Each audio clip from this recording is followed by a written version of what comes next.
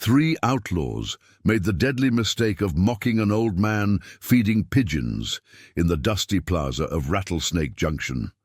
They had no idea that the weathered stranger with trembling hands, who spent his days watching the world go by from his favorite bench, was once known as Lightning Jack Hawthorne, the fastest gun in the American West, a man who could draw and fire before his opponent's fingers even twitched. Before we dive deeper into this tale, let us know where you're watching from. And if this story touches your heart, make sure you're subscribed, because tomorrow's story will leave you speechless. The sun-baked town of Rattlesnake Junction had seen better days since the gold veins ran dry in '82. What was once a bustling mining settlement had dwindled to a quiet backwater, where most excitement came from the twice-weekly stagecoach passing through. The town's younger folk had mostly moved on, leaving behind those too stubborn, too poor, or too attached to leave. The once prosperous Main Street now stood as a testament to faded glory, with weathered storefronts telling silent stories of better times. Among those who remained was Jack Hawthorne, though few knew him by that name anymore. Most folks just called him Old Jack, the quiet fellow who kept to himself, feeding pigeons in the plaza and occasionally whittling wood on his favorite bench outside Carter's general store. His hands would sometimes shake as he scattered breadcrumbs, leading many to assume age had taken its toll on the elderly man. Every morning, like clockwork, he'd make his way down from his small room above the shuttered Ashley's Mercantile, his boots making a familiar shuffle-step pattern that had become part of the town's daily rhythm. The townsfolk had grown used to his presence, like they'd grown used to the cracked sidewalks and the perpetual dust that coated everything in a fine reddish powder. To them, he was just another remnant of the Old West, slowly fading away like the peeling paint on the saloons. Sign. What they didn't know, what none of them could have guessed, was that those trembling hands had once been legendary throughout the frontier, feared from Texas to the Dakota Territory. Sarah Carter, who ran the general store with her teenage son Tommy, would often bring Jack a cup of coffee in the morning. She'd inherited the store from her late husband and had developed a soft spot for the old man who seemed to stand guard outside her establishment. "Keeps the riffraff away," she'd joke, though she'd never seen him do more than tip his hat to in passing strangers. Young Tommy Carter was particularly fascinated by Old Jack, often pestering him with questions about the Old West. The old man would respond with gentle smiles and occasional stories about cattle drives and frontier towns, though he never spoke of gunfights or violence. His tales were always about the simpler things, the taste of campfire coffee, the sound of coyotes at dawn, the way stars looked different in unspoiled skies. The day that would shake Rattlesnake Junction to its foundations started like any other, with Old Jack settling onto his bench, a paper bag of breadcrumbs in his weathered hands. The morning heat was already building, shimmering off the hard-packed dirt of Main Street, when three riders appeared on the horizon, trailing dust clouds that looked like angry spirits in the merciless sun. Sheriff Mills, watching from his office doorway, noted their arrival with concern. The law in Rattlesnake Junction wasn't what it used to be. The town could no longer afford deputies, and Mills himself was well past his prime. He'd been hearing rumors of a gang working its way through small towns in the territory, taking advantage of undermanned sheriff's offices and isolated communities. The riders drew closer, their horses' hooves kicking up clouds of dust that seemed to announce their ill intentions. They were rough-looking men, trail-hardened and mean, the kind that brought trouble as naturally as clouds brought rain. The leader, a scarred man with a black duster and a wide-brimmed hat pulled low, rode slightly ahead of his companions. Old Jack continued feeding his pigeons, seemingly oblivious to the approaching danger. His hands maintained their familiar tremor as he scattered breadcrumbs, while Sarah Carter hurriedly ushered Tommy inside the store. The few other people on the street found reasons to disappear, leaving the plaza feeling suddenly abandoned save for the old man and his birds. The riders pulled up at the water trough near Jack's bench, their horses' flanks lathered with sweat from the morning heat. The leader dismounted with a theatrical flourish, his spurs jangling against the hard-packed earth. His companions followed suit, spreading out slightly in a way that spoke of practiced intimidation. "Well, look what we got here, boys," the leader drawled, his voice carrying the kind of mockery that often preceded violence. "Ain't this the most pathetic thing you ever seen? An old-timer feeding birds like some kind of half-wit?" Old Jack didn't look up, continuing to scatter breadcrumbs with those shaking hands. A slight breeze stirred the dust around his boots, carrying with it the promise of impending trouble. The pigeons, less interested in human drama than their morning meal, continued, pecking at the ground around his feet. The town held its breath, watching through windows and doorways as the scene unfolded. None of them could have known they were about to witness the return of a legend they never knew lived among them. Lightning Jack Hawthorne was about to remind the West why his name had once made even the most hardened gunman think twice about drawing iron. "Ain't you got nothing to say, old-timer?" the leader continued, taking a deliberate step closer to Jack's bench. The man's companions snickered, their hands resting casually near their holsters. "Or maybe them birds is the only friends you got left in this world?" Inside Carter's general store, Sarah gripped Tommy's shoulder tight, keeping him from rushing to the old man's defense. Through the window, she could see Sheriff Mills watching helplessly from his office, his hand on his gun, but his face showing the weight of his years. The whole town knew he wasn't quick enough anymore to handle 3 young gunmen. Old Jack finally looked up, his faded blue eyes studying the 3 men with the kind of calm that comes from having seen far worse. "Plenty of room in this plaza, gentlemen," he said softly, his voice carrying the rough edge of age. "No need to trouble yourselves with an old man and his birds." The leader's face darkened at Jack's lack of fear. He was used to seeing terror in the eyes of those he confronted, not this peaceful indifference. "Name's Buck Thorne," he announced, clearly expecting the name to carry weight. "These here are my brothers, Cole and Wade. Maybe you heard of us." "Can't say that I have," Jack replied, returning his attention to the pigeons. His hands maintained their slight tremor as he scattered more breadcrumbs. "Though I reckon the sheriff might be interested in making your acquaintance." Buck's laugh was sharp and ugly. "That old lawman? Word is he can barely hold his gun straight anymore. No, old-timer, ain't nobody in this dust heap gonna interfere with our business." He kicked at the pigeons, scattering them. "And right now, our business is teaching you some respect." From his window, Tommy Carter watched in growing anger. He'd heard stories about the Thorne brothers, how they'd been terrorizing small towns across the territory, robbing stores and bullying anyone who couldn't fight back. But old Jack was different. Old Jack told him stories about honor and dignity, about standing up for what was right, even when it wasn't easy. Wade Thorne, the youngest of the brothers, drew his gun with a flourish. "Maybe we ought to see if them birds can fly with a few extra holes in 'em," he suggested, aiming at a nearby pigeon. "Give the old man something real to cry about." What happened next seemed to defy time itself. Old Jack's right hand moved with a speed that belonged to a much younger man, barely seeming to touch the worn colt at his hip before it appeared in his grip. The tremor that had marked his movements for so long was completely gone, replaced by a steadiness that spoke of countless hours of practice. "I wouldn't," he said quietly, the gun held low but ready. There was something different about his voice now, something that made even Buck Thorne take a step back. "Those birds are under my protection." For a moment nobody moved.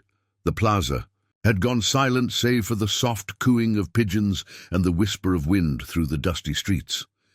Then Cole Thorne's eyes widened in recognition. "Hold on," he said slowly, studying Jack's face. "I seen a wanted poster once, years back. An old one. That stance, that way of holding a gun low." His voice trailed off as the memory surfaced. Buck scoffed, but there was uncertainty in his expression. "What are you jawing about, Cole?" "They called him Lightning Jack," Cole continued, his face paling. "Said he was so fast men would be dead before they knew they'd drawn. Said he could put 3 bullets through the same hole at 20 paces, shoot a playing card edge-on at 30 feet. Old Jack's expression hadn't changed, but something in his eyes had shifted. The peaceful old man who fed pigeons seemed to fade away, replaced by something harder, more dangerous. "That was a long time ago," he said softly, "before I decided there'd been enough killing in this world." Through the window, Tommy Carter watched in amazement as the man he thought he knew transformed before his eyes. The slight stoop in Jack's shoulders had straightened. The tremor in his hands completely vanished. Even the way he stood spoke of a deadly grace that years of pretending to be frail couldn't entirely hide. "You're lying," Buck snarled, but his hand hadn't moved toward his gun. "Lightning Jack would be ancient by now if he ain't dead already." "Ancient?" Jack's smile held no humor. "I suppose I am at that. But age has a way of teaching you things. Patience, for instance. The wisdom to walk away from a fight." His eyes hardened. "And the knowledge of exactly when walking away isn't an option anymore." Sheriff Mills had moved onto his porch now, watching the scene unfold with growing recognition. He'd been a young deputy in Texas when Lightning Jack Hawthorne was in his prime, had heard the stories of his speed and accuracy. Looking at old Jack now, he could see what he'd missed all these years. The way the old man always kept his right side slightly away from people, how he never sat with his back to a door. The Thorne brothers exchanged uncertain glances. They'd built their reputation on bullying those who couldn't fight back, but something in old Jack's stance told them they were facing a different kind of adversary. The lazy confidence they'd shown earlier had evaporated like morning dew in the desert sun. "Thing about legends," Jack continued, his voice carrying clearly in the tense silence, "is that they don't just fade away. They wait for the right moment to remind folks why they became legends in the first place." His thumb brushed the hammer of his Colt with practiced familiarity. "Now, you boys have a choice to make. You can turn around, get on your horses, and ride out of Rattlesnake Junction with a story about the day you met Lightning Jack. Or you can try your luck and give the Undertaker some business." The plaza held its breath, waiting to see if the Thorne brothers were smart enough to recognize the gift they were being offered. The chance to walk away from a confrontation they suddenly realized they couldn't win. Buck Thorne's face twisted, with conflicting emotions. Fear warring with pride, self-preservation battling with reputation. His eyes darted between old Jack's steady gun hand and his brothers' uncertain faces. The morning sun cast long shadows across the plaza, and somewhere in the distance a church bell tolled, marking the hour. "Could be you're just some old fool who's heard too many stories," Buck said finally, but his voice lacked conviction. "Lightning. Jack's supposed to have killed 20 men in a shootout in Dodge City back in '63. 22, Jack corrected quietly. "Though I ain't proud of it. Was a different time then, a harder world. Every one of those men had made their choice, same as you boys are about to make." Sheriff Mills stepped off his porch, moving slowly to avoid sparking any sudden violence. "I was there in Dodge City," he announced, his voice carrying the weight of authority. "Just a deputy then, watching from the jail window. Fastest thing I ever saw, like lightning striking the earth 22 times in the space of a breath." Tommy Carter, still watching from the store window, saw something shift in the old man's posture. It wasn't just the absence of his usual tremor or the straightness of his spine. It was as if the years themselves had fallen away, revealing the man beneath the carefully maintained facade of age and weakness. "You know what they never put in? Them dime novels?" Jack continued, his eyes never leaving Buckthorne's face. "Never mentioned how every man I killed left someone behind. Mothers, wives, children, all paying the price for men too proud or too foolish to walk away from a fight they didn't need to have." Sarah Carter had moved closer to her store's door now, her hand still on Tommy's shoulder, but her expression thoughtful.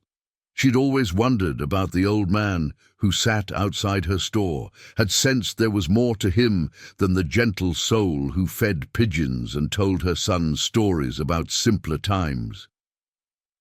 Wade Thorne, the youngest brother, was visibly sweating, despite the morning chill. "Buck," he said urgently, "maybe we ought to—" "Shut up!" Buck snapped, but his own hand remained conspicuously away from his gun. "You really expect us to believe you're some legend from the past? Some ghost story come to life?" "Don't much care what you believe," Jack replied evenly. "Only thing that matters is what you decide to do in the next few moments. Because if any of you make the mistake of reaching for iron, you'll learn firsthand why they called me Lightning." Cole Thorne, who had recognized Jack first, took a small step backward. "Buck," he said quietly, "I heard tell that before he disappeared, Lightning Jack shot the guns out of the hands of the entire James gang without killing a single one.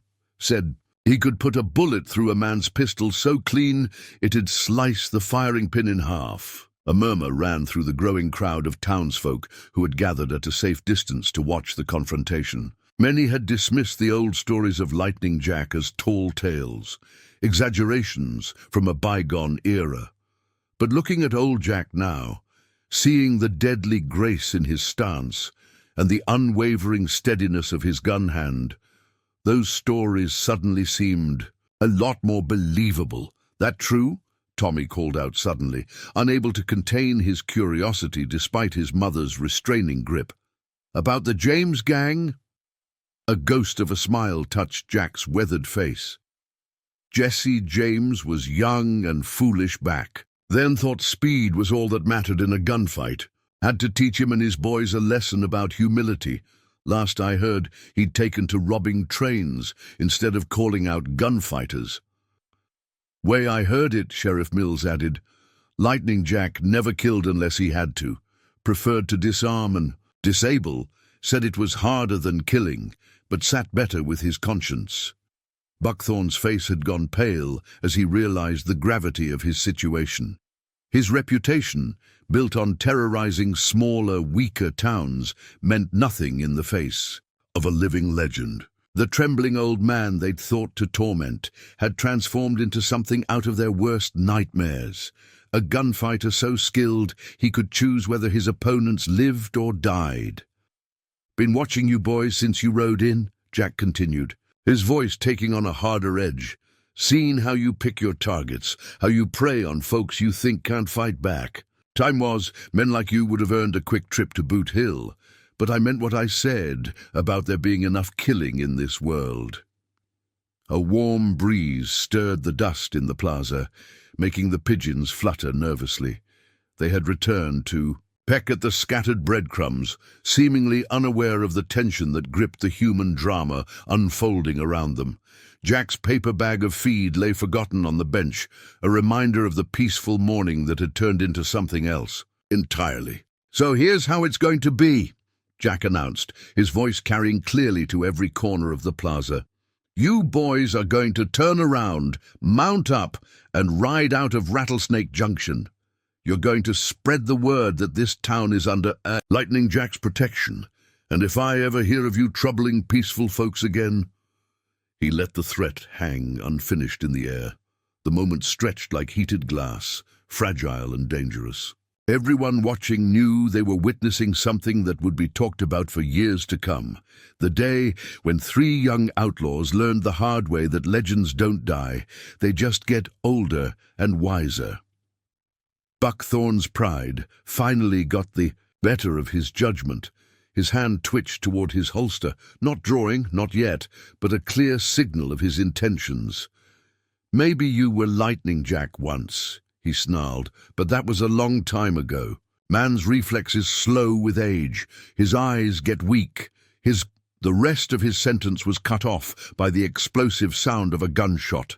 Buck's pistol went flying from its holster before his fingers could even brush the grip, spinning through the air to land in the dust several feet away.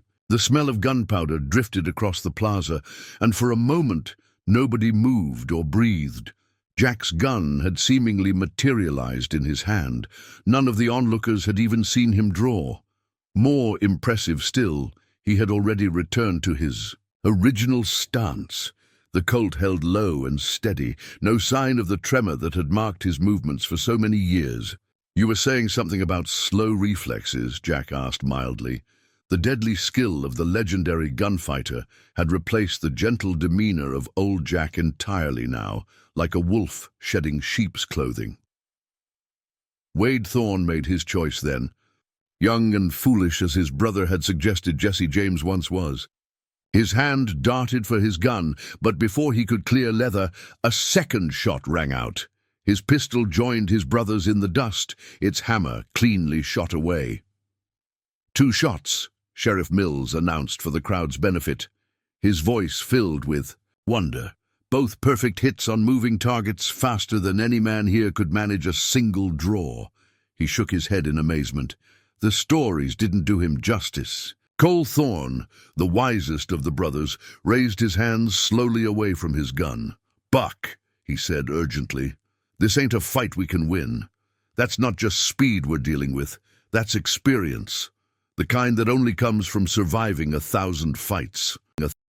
Through the store window, Tommy Carter watched in awe as his quiet storyteller transformed into something from his wildest imaginations. All those tales old Jack had told him about the frontier suddenly took on new meaning. They weren't just stories he'd heard, they were memories he'd lived. "Your brother's got sense," Jack commented, his eyes never leaving Buck's face. "Sense enough to know that speed ain't everything. It's about control, about making the right choice in the fraction of a second between thought and action." His voice hardened slightly. "So what's it going to be, Buck? You want to see if you can outdraw a legend with your offhand? Or you ready to admit that some fights just ain't worth having?" Buck's face was a storm of emotions, humiliation warring, with fear, anger battling with survival instinct. His gun lay in the dust, just a few feet away, but it might as well have been miles for all the good it would do him. He looked at his younger brother, disarmed and shaken, then at Cole, who still stood with his hands raised in clear surrender. "Been watching you boys work your way through the territory," Jack continued, his voice taking on a teaching tone that Tommy recognized from their many conversations.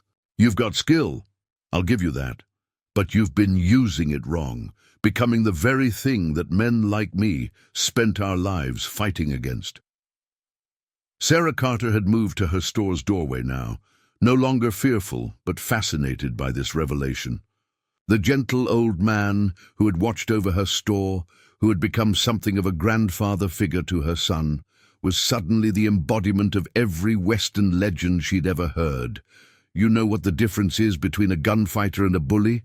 Jack asked, though it was clear he didn't expect an answer. "A gunfighter understands the weight of every bullet, the consequence of every trigger pull. A bully—" He glanced meaningfully at the Thorns' disarmed pistols. "A bully just likes to make people afraid."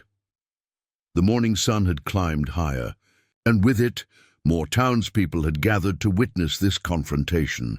Among them was old Doc Wilson, who suddenly spoke up from the crowd. "I remember when you first came to town, Jack. Treated you for that shoulder wound you said you got from a farming accident.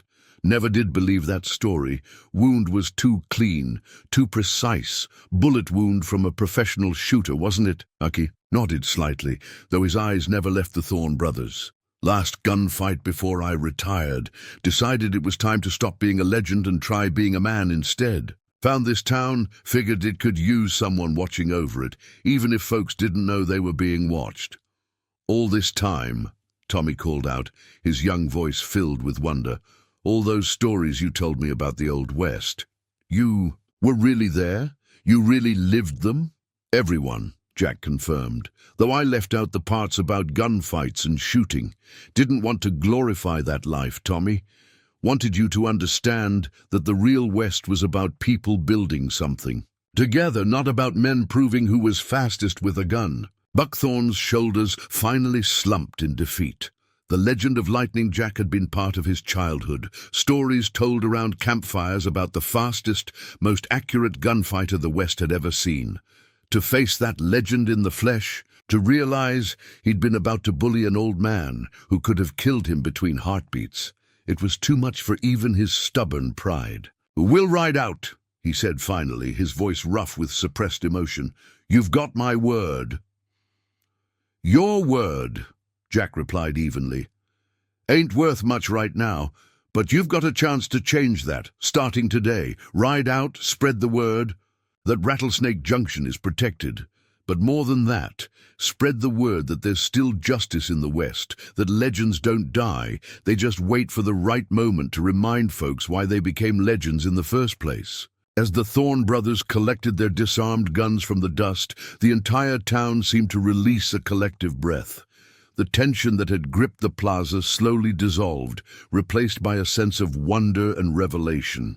Sheriff Mills moved forward to oversee the outlaws' departure, his own stance straighter now, as if proximity to a living legend had rekindled something of his own younger days. "You boys remember this day," Mills called after them as they mounted their horses. "Remember what real skill looks like and what mercy feels like. Next time you meet Lightning Jack, he might not be feeling so generous." Jack had already holstered his Colt, his movement still carrying that fluid grace that belied his apparent age. The transformation wasn't complete, though. There was something different about him now, as if, having shed his disguise, he couldn't quite return to the simple old man he'd pretended to be for so long. Tommy Carter was the first to break the silence that followed the Thorns' departure. Brushing past his mother's now slack grip, he rushed into the plaza. "All this time," he said, his voice filled with awe, "you were teaching me about the West, but you never once mentioned who you really were." "Why?"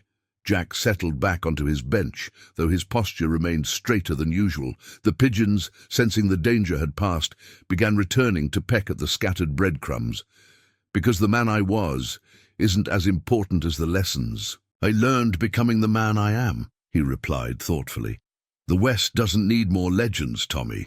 It needs people who understand what those legends were really fighting for." Sarah Carter approached now, carrying a fresh cup of coffee, a familiar gesture that somehow felt different in light of recent revelations. "And what were they fighting for, Mr. Hawthorne?" she asked, using his real name for the first time. Jack accepted the coffee with a slight smile. "The same thing you fight for every day, Sarah. The right of good people to live in peace, to build something worthwhile, to raise their children without fear." He glanced meaningfully at Tommy. "That's what all those stories I told were really about, not the gunfights or the glory, but the people who made the West what it is." Doc Wilson had joined them now, settling his old bones onto the bench beside Jack. "Should have known it was you," he said with a chuckle. "Way you always kept that right arm loose, how you never seemed troubled by the rougher elements that passed through town. Been patching up gunfight wounds for 40 years. Should have recognized the work of Lightning Jack when I treated that shoulder." The morning crowd had grown, with townspeople drawing closer now that the danger had passed. They were seeing their quiet old-timer with new eyes, understanding at last why Rattlesnake Junction had somehow remained peaceful even as other small towns suffered from the predations of men like the Thorns. "You've been protecting us all along," Sarah realized aloud. "Not just sitting on that bench. You were watching, weren't you? Standing guard." Jack nodded slowly. Town needed someone keeping an eye out. Didn't need to know who was doing the watching, just needed to know they were safe. He turned to Tommy, who was hanging on every word. "That's another lesson for you, son. Real strength isn't about showing off what you can do. It's about doing what needs to be done, whether anyone knows about it or not." Sheriff Mills had returned from seeing the Thorns off. "Word will spread," he said confidently. "By sundown, every troublemaker in the territory will know that Lightning Jack Hawthorne is watching over Rattlesnake Junction. Might be we see some peaceful days ahead." "Might be," Jack agreed, though his expression was thoughtful. But peace isn't just about having the fastest gun around. It's about people standing together, looking out for each other. That's what keeps towns alive, not legends. The morning sun had climbed higher, burning away the last traces of dawn's chill. The plaza was filling with its usual daily traffic now, but there was a different energy in the air. People walked taller, smiled more readily, nodded to each other, with new confidence. Knowledge of Jack's true identity had changed something fundamental about the town's character. "Will you keep telling me stories?" Tommy asked suddenly, a note of worry in his voice. "Now that everyone knows who you are?" Jack's weathered face creased in a genuine smile. "Every day, if you want to hear them. But maybe now I can tell you some of the ones I left out before. Stories about justice, about standing up for what's right, even when it's hard, even when you're scared." Sarah touched her son's shoulder gently. "I think we could all stand to hear those stories," she said, "especially now, knowing they come from a man who lived them." "Living them is the easy part," Jack replied, his voice carrying clearly in the morning air. "Teaching their meaning to the next generation, that's the real challenge. That's why I chose this bench, this town." He looked around the plaza thoughtfully. "Every morning, I watch the sun rise over these buildings, see people going about their lives, building something worth protecting. Makes all those years of gunfights and violence seem like a different life entirely." Doc Wilson cleared his throat.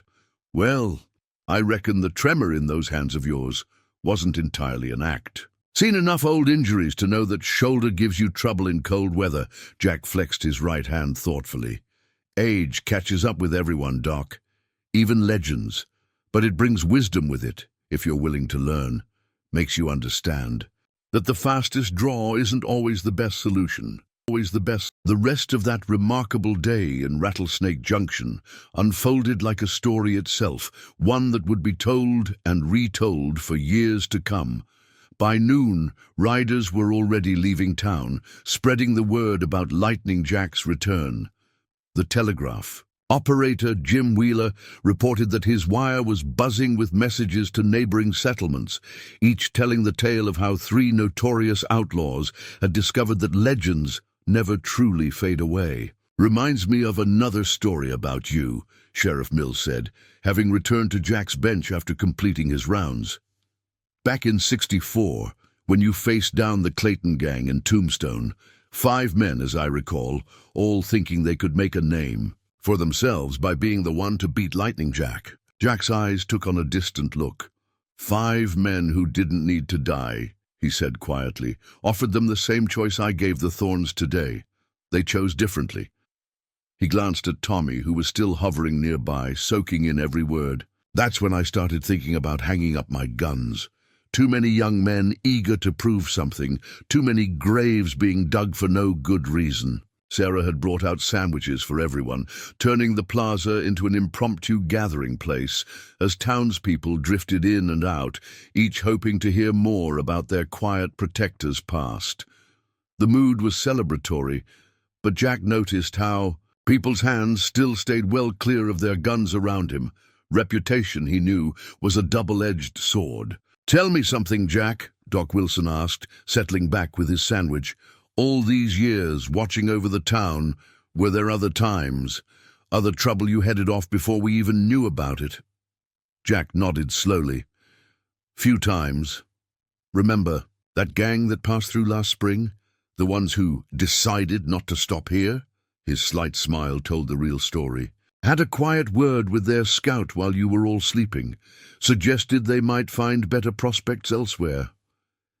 "And that traveling poker player who left town so suddenly 2 winters ago?" Sarah asked, beginning to understand. "Caught him. Marking cards? Suggested he might want to try his luck in California instead." Jack's expression hardened slightly. Man who'd cheat at cards would cheat at anything. Town's better off without that sort. Tommy, who had been listening intently, suddenly burst out with the question that had clearly been burning in his mind. "But why pretend to be just an old man? Why not let everyone know who you were, so nobody would dare make trouble? Jack considered this, taking a thoughtful sip of his coffee. Fear's a poor foundation for peace, Tommy.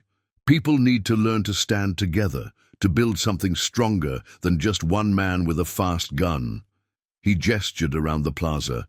Look at today. When those boys rode in, every person here was ready to help, even if they didn't know how. Sarah getting you to safety, Doc standing ready to tend wounds if needed, Jim at the telegraph ready to call for help. But none of that would have mattered if you hadn't been here, Tommy protested. That's where you're wrong, son, Jack replied firmly. A community that stands together is stronger than any gunfighter. I've just been insurance, making sure the town had time to build that strength. Sheriff Mills nodded in understanding. That's why you chose Rattlesnake Junction, isn't it? Not just because it was quiet, but because it had potential. People here look out for each other even when times are hard. Saw it the first day I rode in, Jack confirmed. Way folks helped each other after the mines closed. How they pulled together during the drought 2 years back. Town like this, it deserves a chance to thrive without fear. Sarah touched her son's shoulder gently. Is that what all those stories were about? Teaching Tommy about building community, not just about adventure? Jack's smile was warm. Boy needs to understand that the real heroes aren't the ones who are quickest with a gun. They're the ones who work hard every day, who help their neighbors, who build something lasting. He looked at Tommy directly. That's why I told you about cattle drives and railroad workers, about farmers and shopkeepers. They're the ones who really tamed the West. As afternoon shadows began to lengthen across the plaza, more riders arrived in town. Not troublemakers this time, but ordinary folks from neighboring settlements. They came to see for themselves if the stories were true, if Lightning Jack Hawthorne really had returned. Each arrival brought news of how the story was spreading, growing with each telling. They're saying you shot the guns out of their hands without even looking, one young rider reported excitedly. Saying you appeared out of thin air like a ghost from the old days. Jack shook his head with a slight smile. Stories have a way of growing bigger than the truth. Reality's usually simpler, less dramatic.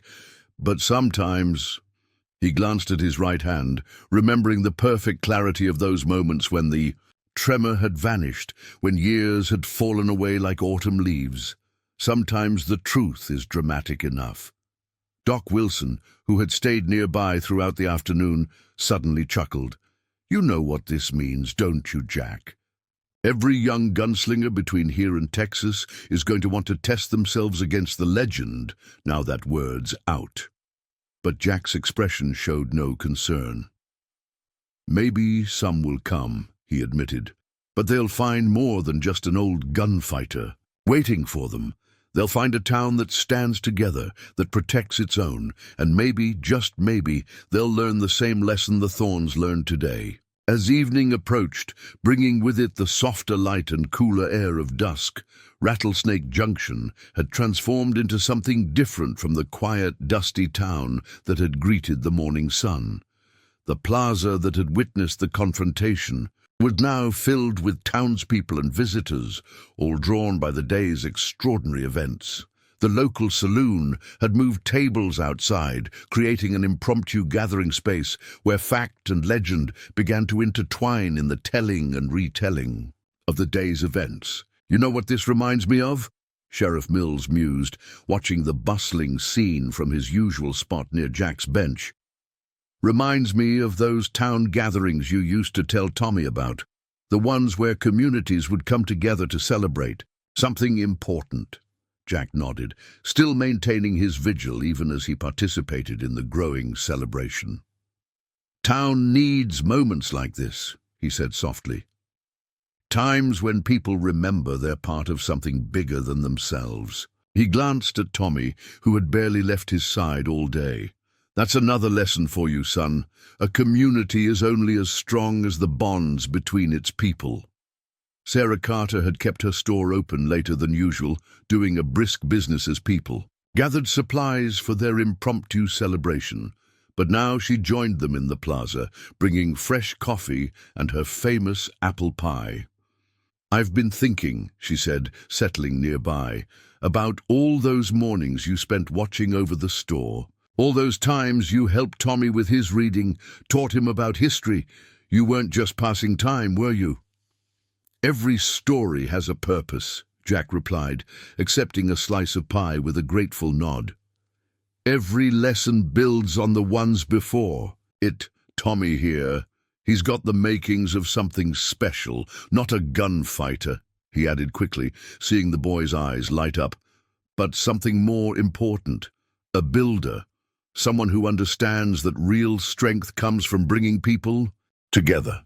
Doc Wilson, who had been tending to various minor injuries and ailments among the visitors, joined their conversation.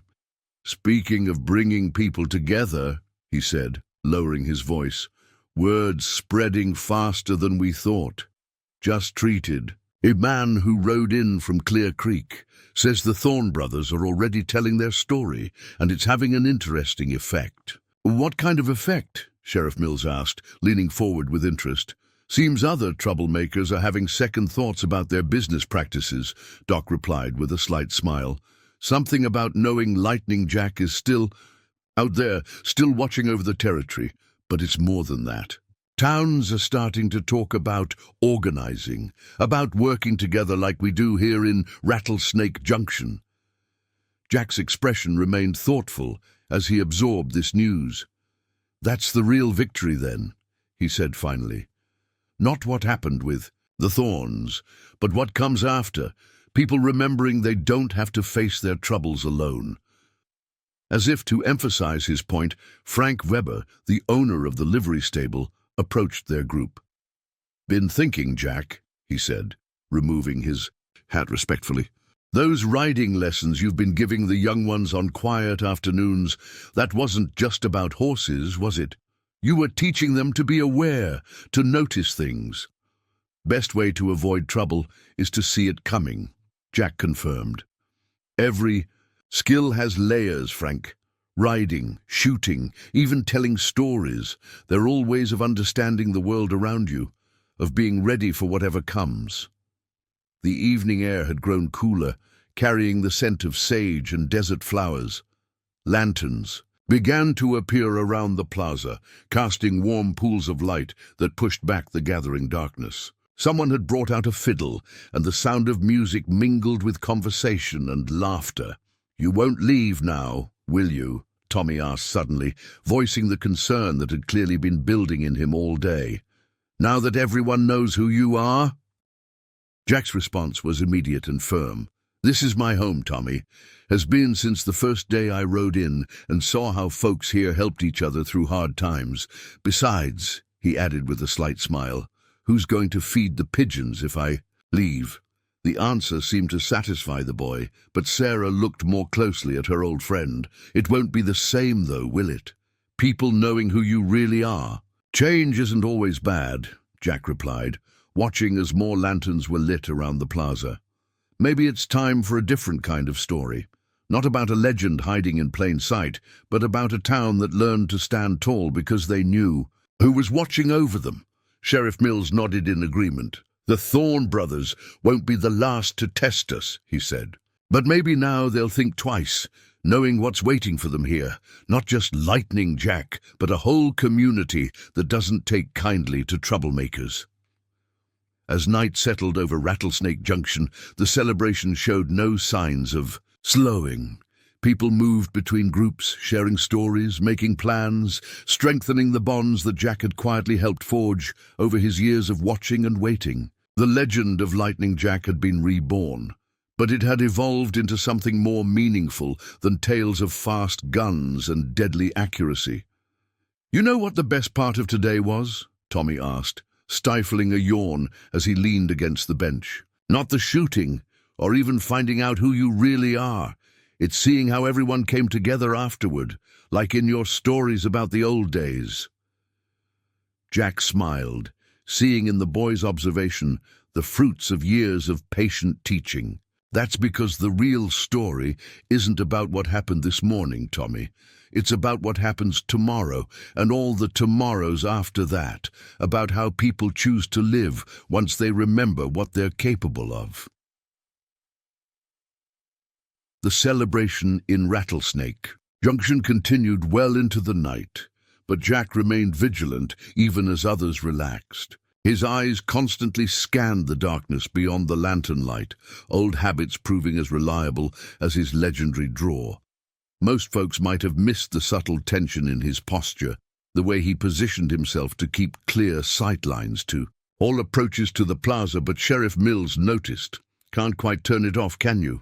the lawman asked quietly, settling onto the bench beside Jack. "That awareness, that readiness, it becomes part of you after so many years." "Like breathing," Jack acknowledged, his voice equally low. "Saved my life more times than the speed of my draw ever did. Being ready, being aware, that's what keeps you alive in this business." He glanced at Tommy, who had finally succumbed to exhaustion and was dozing against Sarah's shoulder nearby. "That's why I've been teaching the boy to notice things, to understand what's happening around him. World's changing, but awareness never goes out of style." Sarah, overhearing their conversation, shifted slightly to make Tommy more comfortable. "Is that why you chose to reveal yourself today? You could have found another way to handle the thorns." Jack's weathered face creased in thought. "Time's changing," he said finally. "West is changing too. Days of lone gunfighters keeping the peace are fading. Towns need to learn to stand together, to protect themselves." He gestured at the gathering around them. "Look at what happened today. Not just the confrontation, but what came after. People coming together, sharing stories, making plans. That's the future." A rider appeared at the edge of the lamplight, causing Jack's hand to move fractionally closer to his gun. But it was just another visitor drawn by the spreading news. The man's eyes widened as he recognized Jack, and he quickly removed his hat in respect, words reaching all the way to Fort Griffin, the rider reported, accepting a cup of coffee from one of the townspeople. "They're saying Lightning Jack's building something new out here in Rattlesnake Junction, something different from the old ways." "They're not wrong," Sheriff Mills responded, seeing Jack's slight nod of acknowledgement. "But they might not understand exactly what that something is." Doc Wilson, who had been listening nearby, leaned forward. "It's not just about having a legendary gunfighter watching over us," he explained to the newcomer. "It's about learning what Jack's been trying to teach us all along, that real strength comes from community, from people standing together." The rider looked thoughtful as he sipped his coffee. "Heard tell the Thorne brothers are spreading that message too, believe it or not. Never seen outlaws so eager to become preachers of peace before." Jack's slight smile held a mixture of satisfaction and irony. "Fear can change a man's behavior," he observed quietly, "but understanding can change his heart. Those boys learned something today about the difference between seeming strong and being strong." As midnight approached, Sarah finally roused Tommy and prepared to take him home. The boy stirred reluctantly, his eyes finding Jack's in the lantern light. "Will you still be here tomorrow?" he asked sleepily. "Still telling stories?" "Every day," Jack assured him, "but maybe now the stories can teach something new. Not just about the past, but about building a future worth protecting." His eyes met Sarah's over Tommy's head. "If that's all right with your mother, of course." Sarah's smile was warm. "I think we could all use those lessons," she said, "especially now that we understand where they're coming from." As mother and son departed, Sheriff Mills watched them go with a thoughtful expression. "You know," he said slowly, "I always wondered why a man like Lightning Jack would choose a small town like Rattlesnake Junction to retire to. Plenty of bigger places, more important places, that could have used your protection." "Importance isn't about size," Jack replied, his eyes still, scanning the darkness beyond the plaza. "It's about potential. Saw something in this town the day I rode in, something worth nurturing. People here, they help each other, stand together. That's rare, especially these days. The night had grown cooler, and the crowd was finally beginning to thin. Those who remained gathered closer to the lanterns, sharing coffee and quiet conversation. The mood had shifted from celebration to something more contemplative, as if everyone was beginning to understand the deeper meaning of the day's events. "Tomorrow will be interesting," Doc Wilson observed, rubbing his aging joints. "Word's bound to spread even further. Might be some young guns decide to test the legend for themselves." Jack nodded, unsurprised by the prediction. "Likely so, but they'll find more than just an old gunfighter waiting for them. They'll find a town that knows how to stand together, how to protect its own. Might learn something from that if they're wise enough." "And if they're not wise enough?" Sheriff Mills asked, though his tone suggested he already knew the answer. "Then they'll learn a different kind of lesson," Jack replied quietly. "One about the difference between speed and experience, between bravado and real courage. Same lesson. The Thorns learn today." A cool breeze swept through the plaza, making the lantern flames dance and carrying with it the promise of dawn. Tomorrow would bring new challenges, new opportunities for Rattlesnake Junction to demonstrate what it had learned. But for now, in the quiet hours of the night, the town rested under the watchful eyes of its guardian, a legend who had chosen to teach rather than fade away. Dawn broke over Rattlesnake Junction the next morning, painting the sky in shades of gold and crimson that seemed to reflect the momentous changes the town had undergone. Jack was already at his usual bench, though something about his posture had changed permanently. The pretense of frailty had vanished, replaced by the quiet alertness of a seasoned guardian. The town was stirring earlier than usual, people eager to see if the previous day's events had been more than just a dream.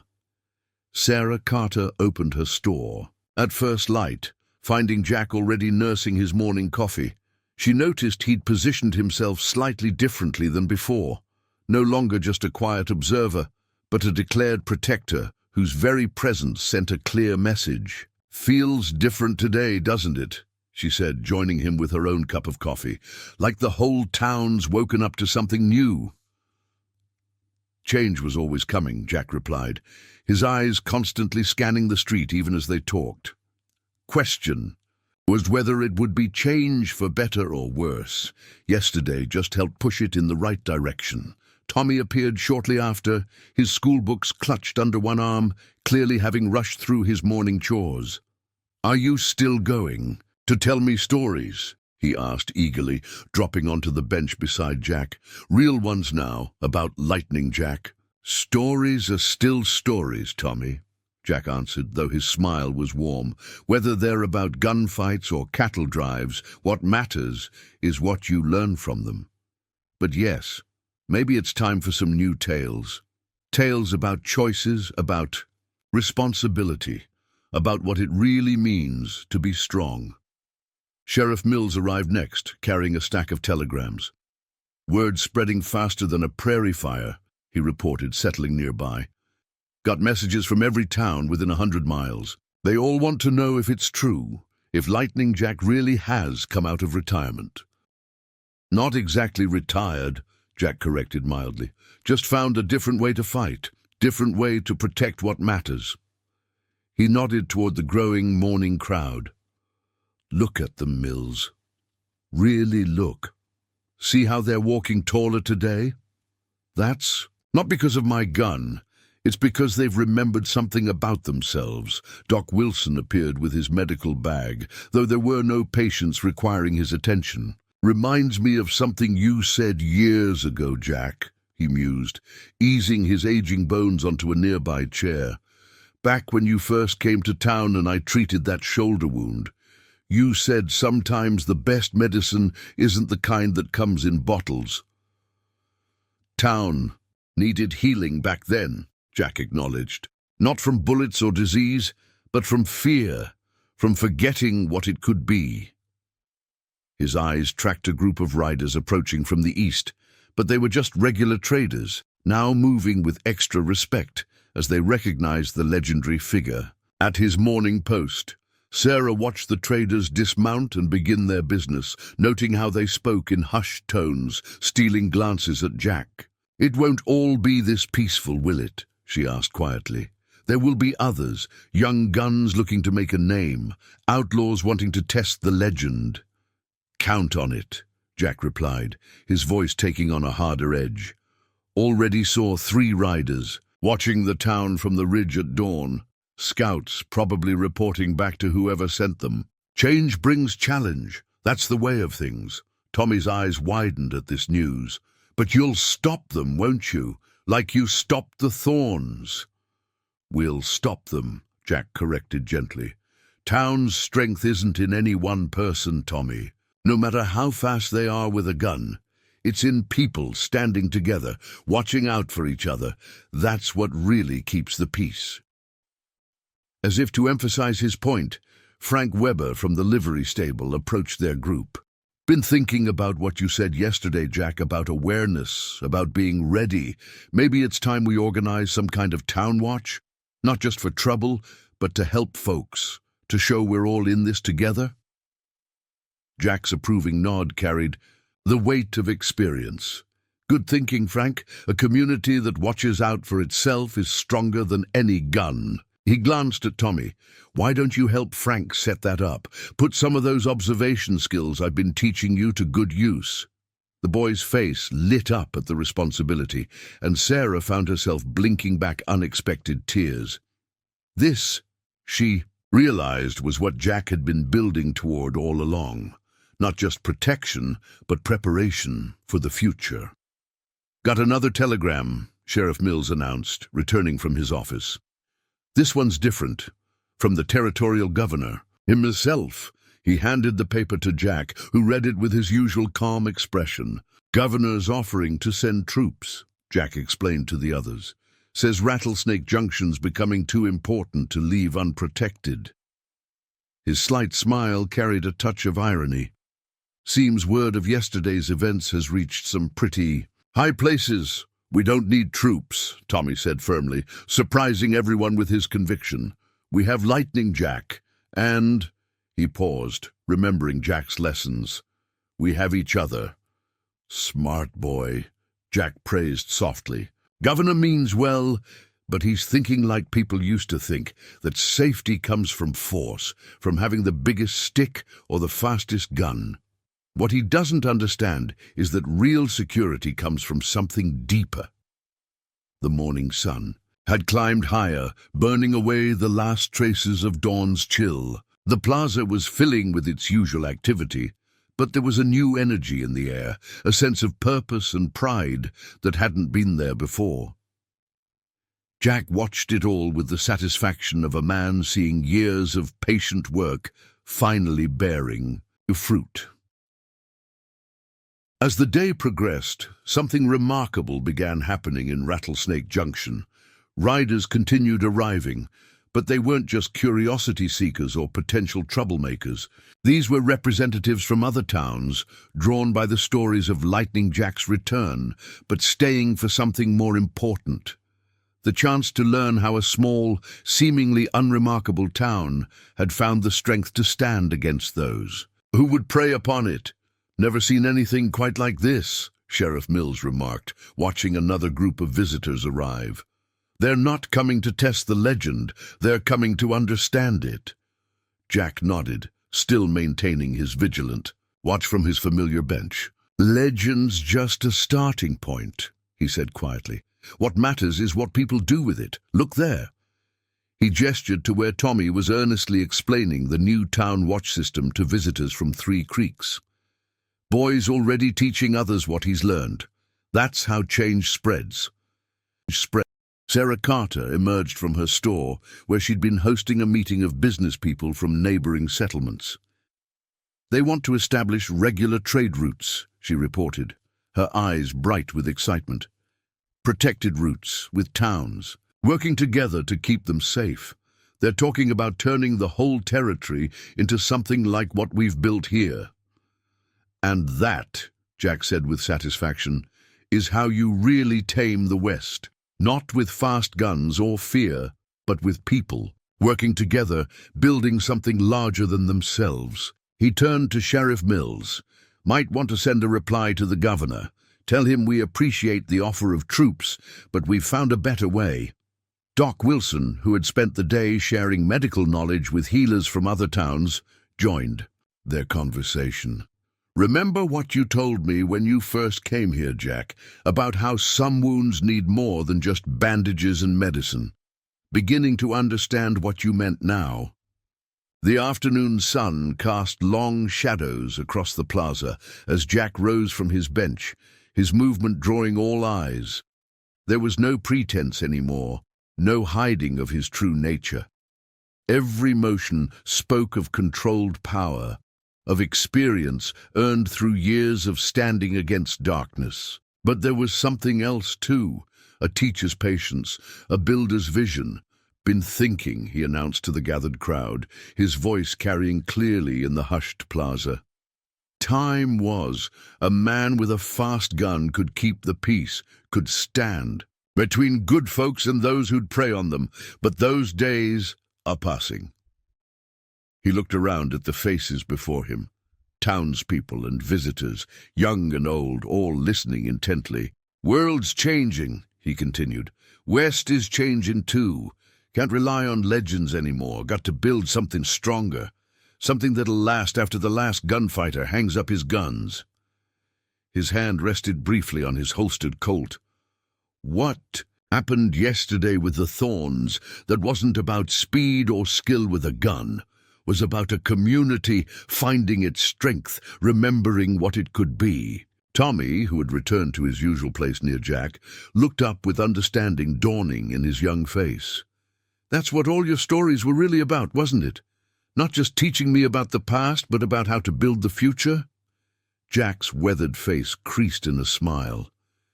"Smart boy. Every story, every lesson, every quiet morning watching this town, it was all leading to this, to people understanding that real strength, real safety, comes from standing together."